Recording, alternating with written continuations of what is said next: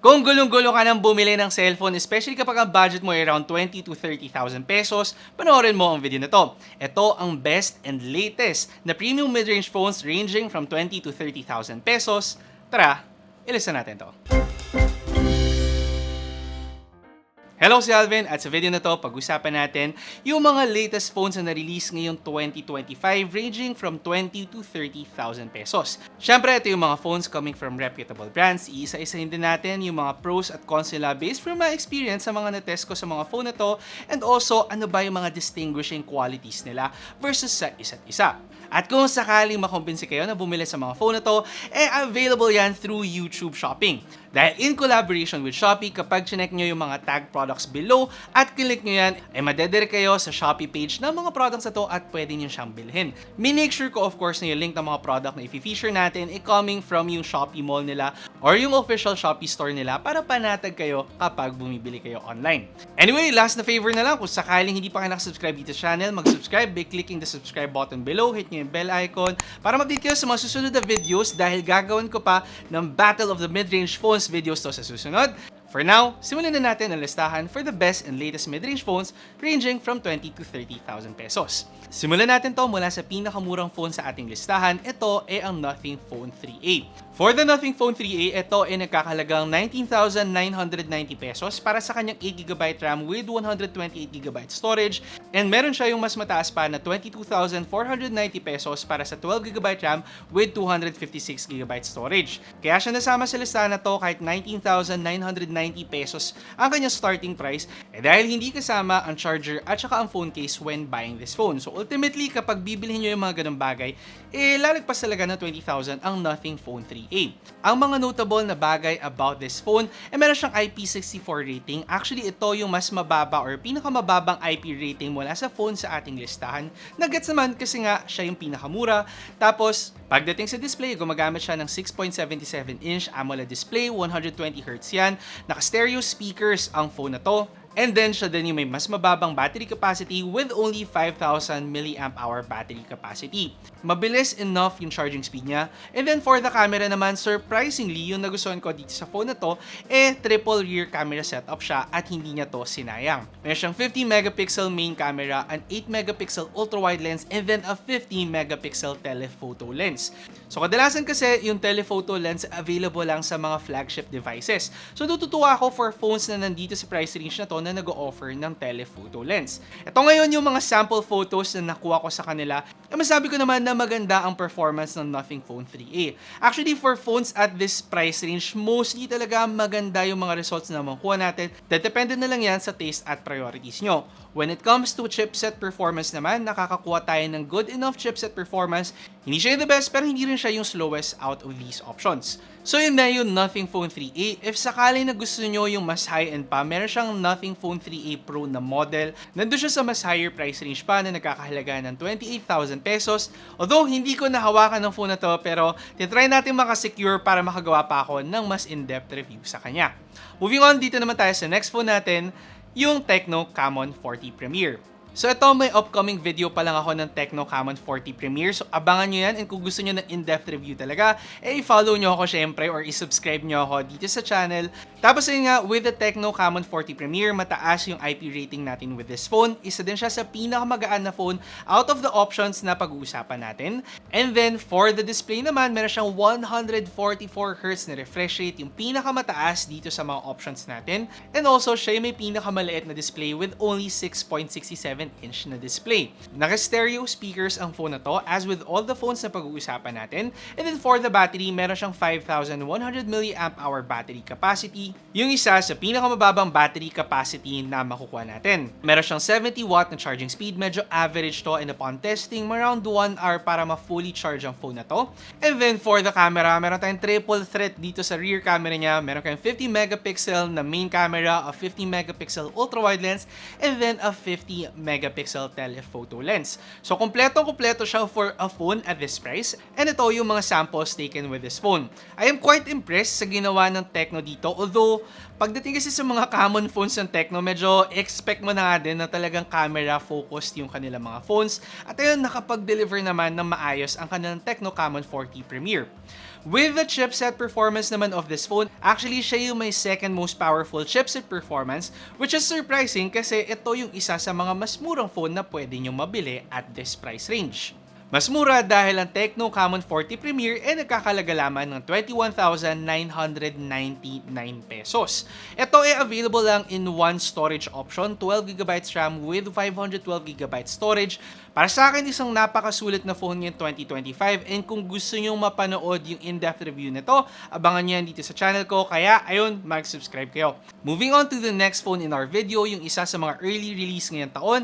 So ayan ay yung Redmi Note 14 Pro Plus 5G. Ang maganda sa phone na to, gumagamit siya ng Gorilla Glass Victus 2, yung isa sa mga pinakamatibay na glass na pwede nyo makuha for phones at this price range.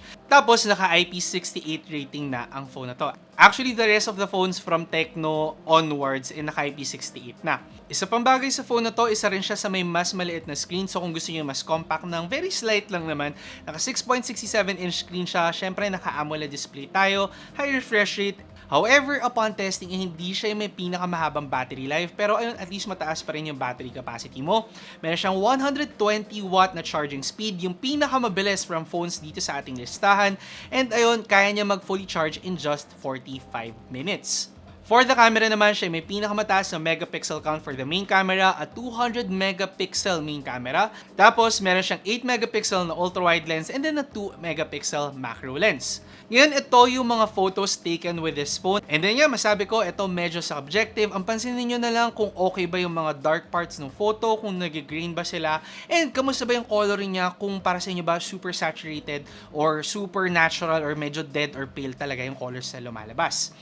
For the chipset performance naman, sadly for the Redmi Note 14 Pro Plus 5G, ito yung may pinakamababang chipset performance, which is surprising. Kasi kung sanay kayo sa mga phones dati, usually Xiaomi yung isa sa nagde-deliver sa atin na matataas na chipset performance, pero for the Pro Plus 5G, ewan ko nag-hold back sila dito for some reason. If ever naman nahabol nyo yung leather design, isa din to doon sa mga phone models na nag-offer ng leather back. So at least may mga ganito tayong options when it comes to phones ngayon 2025. For the pricing, available siya in two different variants. Meron tayong 12GB RAM with 256GB na storage variant na nagkakalagang 22,999 pesos. Tapos, meron naman tayong 12GB RAM with 512GB ng storage na nagkakalagang 24,999 pesos. So, if ever na interesado kayo sa mga phones na nalista natin so far, syempre available yan sa mga tag products natin below through YouTube Shopping na ayun nga, in collaboration with Shopee. Kapag kinlik nyo yan, straight to Shopee store na kayo doon sa link na napili ko na syempre may make sure natin na ito yung mga official Shopee stores nila. So, ayun, check nyo na lang kung sakaling ito yung phone na magugustuhan nyo. Ngayon, medyo napapahaba yung video natin. Ayun, at least halfway na tayo. Move on tayo sa next phone natin. Ito, ang Samsung Galaxy A56. Of course, pagdating sa design na to, ayun pa rin yung trademark na Samsung design. Na yun, flat back, flat front design. Very plain yung likod niya. Kung habol nyo yung minimalist talaga na look. And when it comes to this phone, gumagamit na siya ng Gorilla Glass Victus Plus. Naka IP67 rating na tayo. Tapos, for the display naman, meron siyang 6.7-inch AMOLED display na may 120Hz na refresh rate. Naka-stereo speakers na din ang phone na to. Tapos, for the battery, isa rin to sa may pinakamababang 5,000 mAh battery capacity. Ngayon, for the charging, mas mababa din siya than all of the phones on this list. Naka 45W charging lang din tayo. However, di ko pa siya na-check kung gaano siya kabilis. Last time I checked kasi, kahit na mas mababa yung wattage niya, halos kasing bilis niya lang din yung ibang phones at the same price range. So, tatry ko makabili ng 45W charger niya para ma-check talaga yung actual speed na to. For the camera, meron siyang 50 megapixel main camera, a 12 megapixel ultra-wide lens, and then a 5 megapixel macro lens. Ito yung ngayon yung mga output na nakuha natin with our phone. And ayun nga, sabi ko, Samsung para sa akin yung isa sa nagde-deliver ng magandang color pagdating sa mga phones nila. However, medyo nag-catch up na yung other phones at this point. So ano masabi nyo pagdating sa outputs ng Samsung? Mukha bang nahabol na siya ng ibang mga phone brands? Comment nyo below. Anyway, for the chipset performance naman, medyo nag-average tayo sa Samsung kung saan hindi siya yung pinakamabilis pero hindi rin siya yung pinakamabagal out of the phones dito sa ating listahan. And then for the price, nagsastart siya at 23,990 pesos para sa kanyang 8GB RAM with 128GB na storage variant. And then 25,990 pesos naman para sa kanyang 8GB RAM with 256GB storage variant. I-take note nyo lang na when buying a Samsung Galaxy A56, P56 phone. Hindi rin included yung case niya, tas hindi rin included yung charger niya. So, tataas din yung presyo nito kung sakaling wala kayo ng mga bagay na yun. So, yun, medyo mas mapapamahalan tayo when it comes to Samsung kasi alam naman natin na pagdating sa Samsung, hindi lang yung specs yung binabayaran mo. Yung binabayaran mo din dito ay yung brand na reputable, tried and tested at matagal na sa industry katulad ng Samsung. Moving on din tayo sa next phone natin. Ito for sure yung inaantay ng lahat na masabi dito sa listahan na to. Ito ay ang Poco F7 Pro. So fortunately, meron tayong Poco F7 Pro na unit. Ito, pakita ko yung design niya. Available siya in 3 different colors. Ayan, nakuha ko yung silver. And for this phone, gumagamit siya ng Gorilla Glass 7i. Isa rin siya sa mga mas mabigat na phone dito sa ating listahan. And evidently nga, mas mabigat siya. Parang yung Redmi Note 14 Pro Plus. For the screen, isa siya sa may mas maliliit na screen with only 6.67-inch na display, AMOLED and 120Hz na refresh rate na yan. And then, naka-stereo speakers din ang phone na to. Meron siyang napakalaking 6,000 mAh battery capacity. Hindi ko pa actually na-test ang phone na to kasi gagawin ko pa siya ng in-depth review. So if ever na aabangan nyo din yun, mag-subscribe kayo dito sa channel. Ngayon, meron din siyang 90W na charging speed. So medyo andun tayo sa above average compared sa mga phones dito sa listahan. And then, for the camera naman, ay naka-dual rear camera setup tayo with a 50-megapixel main camera and then an 8-megapixel ultra-wide lens. Ngayon, ito yung mga photos na nakuha natin and hindi na nagpatalo ang Poco F7 Pro although alam natin na mas gaming focus talaga or chipset performance focused ang phone na to. Maganda naman yung nahatid niya na main camera photos. Ngayon, with chipset performance, talaga no questions asked. Ito yung pinakamalakas na chipset for phones at this price. With the Snapdragon 8 Gen 3 na chipset, basically, wala, panalo kagad to kasi nasa flagship level performance ang chipset niya. Even with benchmarks, kita nyo kagad na sobrang layo niya with phones at this price range. So kung ang main priority nyo talaga when buying a phone ngayon 2025, chipset performance, definitely go with the Poco F7 Pro. Lalo na't aside from chipset performance, hindi rin naman papatalo yung ibang mga qualities niya katulad ng battery, camera display, and also pricing. Costing at only 27,999 pesos for the 12GB RAM with 256GB storage variant at saka 29,999 pesos naman para sa kanyang 12GB RAM with 512GB storage variant. Definitely magandang option ang Poco F7 Pro para sa habol at chipset performance o yung sulit na phone lang talaga. Next phone naman on our list ay ang Realme 14 Pro Plus 5G. So yung isa sa mga magandang bagay about this phone, naka-military standard na tayo. Ibig sabihin lang may certification siya para mas panatag tayo na drop resistant at saka scratch resistant ang kanyang phone. And also sa display naman, meron siyang 6.83-inch na AMOLED display. Ibig sabihin, ito yung may pinakamalaking display out of all these phones. If ang priority nyo is size ng display nyo, ito talaga yung magiging option ninyo. Naka-stereo speakers na ang phone na to and meron din siyang malaki na 6,000 mAh battery capacity. Out of all the phones na tinest natin na may ganitong battery capacity, ito nag-perform ng average lang naman. Kumbaga, magaganda yung battery performance nila pero hindi sila yung pinakamaganda out of all these phones. Naka 80W na charging speed siya and inabot tayo ng 1 hour and 5 minutes para ma-fully charge ang phone na to. When it comes to the camera naman, meron siyang 50-megapixel na main camera, another 50-megapixel na telephoto lens, and then an 8-megapixel ultra-wide lens. And masabi ko natutuwa talaga pagdating sa Realme yung camera performance niya. Ginawa nila parang mas natural yung look niya compared to last year. However, very vibrant pa din. So habang yung mga lively photos lang talaga, I'd say go with the Realme 14 Pro Plus 5G. Maganda din yung bokeh niya. Actually, isa to doon sa mga camera na nagustuhan ko at this price range. For the chipset performance naman, masabi ko na nandun siya sa average lang. Hindi siya yung pinakamabagal, pero hindi rin siya yung pinakamabilis mula sa mga phone dito sa ating listahan. Ngayon, yung Realme 14 Pro Plus 5G, what makes it unique ay yung kanyang color changing property dito sa kanyang likuran na nga with a good design kapag ito ay nalamigan, mag-iiba yung color niya, maging color blue. However, ayun nga, nasa Pilipinas tayo, napaka-init lang talaga. Nakabukas pa aircon ko, nakabukas yung electric fan ko. medyo mahirap makita na magbago yung kulay ng phone na to. Yung isa na nagustuhan ko pa sa kanya ay yung uniqueness ng kanyang flash dito sa likuran. Meron siyang tatlong magkakaibang flash dito. Pwede nyo ma-adjust yung temperature at saka yung brightness ng kanyang flash, giving you options kung gusto nyo yung sobrang harsh o kaya sobrang soft na light o kaya naman sobrang warm or sobrang cold na light. Ngayon, ang Realme 14 Pro Plus 5G, isa siya dun sa mga mas high-end mula sa phones dito sa ating listahan, costing at 27,999 pesos para sa kanyang 12GB RAM with 512GB option. Actually, ito lang yung memory option niya na available. So kung gusto niyo yung mas konti, hindi yon negotiable para sa Realme 14 Pro Plus 5G. Moving on sa last phone dito sa ating listahan, yan ay ang Vivo V50 5G. Actually, ewan ko, nagustuhan ko yung color niya given na ang daming phones na nagbibigay sa atin ng blue, gold, black, green ngayong taon. At least, medyo kakaiba ang Vivo V50 with a red color. Ngayon, with this phone, gumagamit siya ng Diamond Shield Glass para sa kanya display. Naka-IP68 rating na rin tayo. Pagdating sa weight at saka sa dimensions, medyo average siya sa mga phones na nasa ating listahan. Even yung size ng display niya, ayun, average lang tayo. Naka 6.77 inch AMOLED display na may 120Hz na refresh rate. Na stereo speakers ang phone na to, isang bagay na pinagpapasalamat ko. Kasi yung mga Vivo V-series phones dati, naka-mono speakers lang.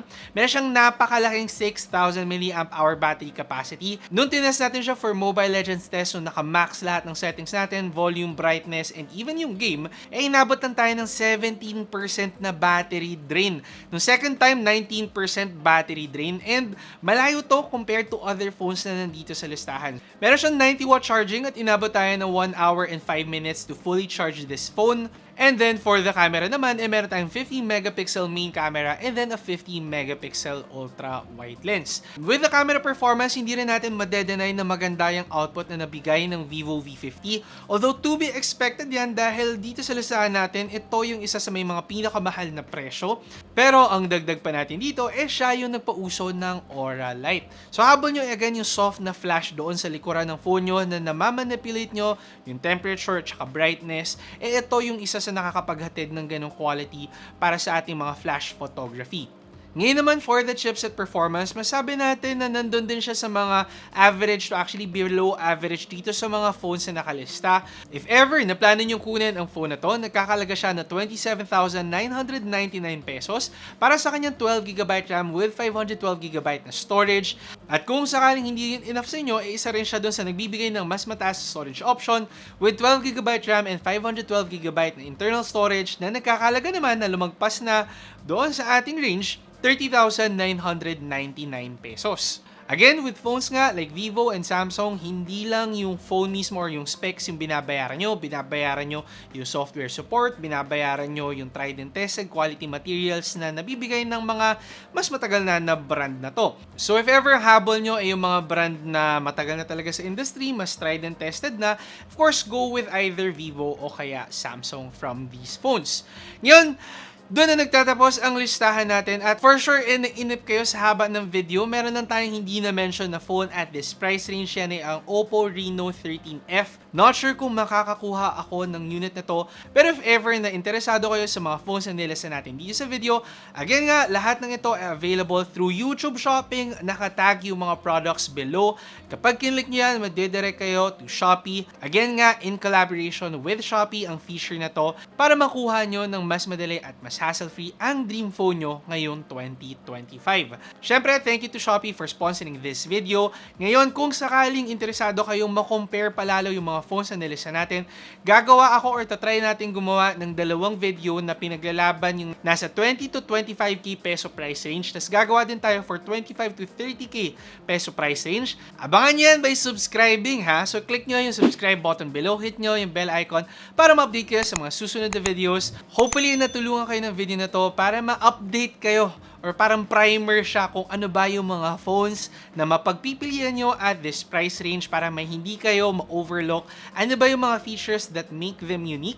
Ngayon, kung sakaling gusto nyo ng in-depth review, available din naman yung karamihan dyan dito sa channel or magiging available. So, syempre, ay nga, mag-subscribe kayo. Yun ang ating video for the best and latest phones na mabibili nyo at 20 to 30,000 pesos ngayon 2025. Ako si Alvin, ang inyong tech guy. See you next time. Ingat! Boses ko. Nagustuhan nyo ba ang video ko? I-check out nyo ang aking channel for more phone, gadget, and laptop reviews. Tapos, meron pa akong tech tips and guides. Mag-subscribe by clicking the subscribe button below at i-hit nyo na rin ang bell icon para sa mga susunod ko pang videos.